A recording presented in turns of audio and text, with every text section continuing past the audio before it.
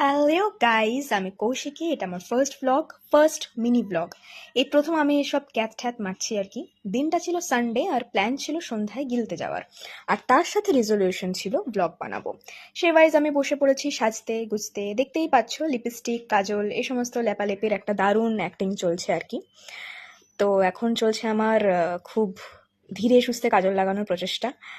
এসব নাটক করার পর ফাইনালি আমি রেডি হয়ে পড়েছিলাম। তারপর কি মনে হলো কি জানি, আমি নাটক করতে গিয়ে কাজলটা একটু কম হয়ে গেছে মনে হলো।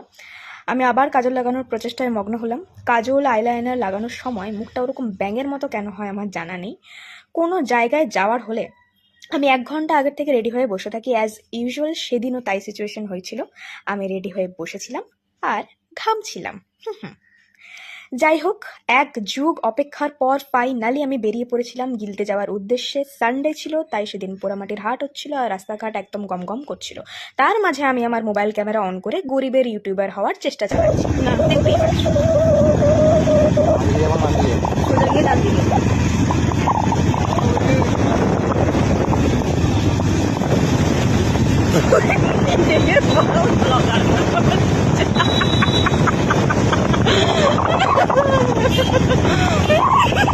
গিলতে ঢোকার আগে চলে গেছিলাম পেট্রোল পাম্পে। যতই হোক কন্টেন্ট তো লাগবে, তাই না? বাই দ্য ওয়ে, এটা কিন্তু জোক ছিল, কেউ সিরিয়াসলি নিয়ে আবার গালটাল দেবেন না।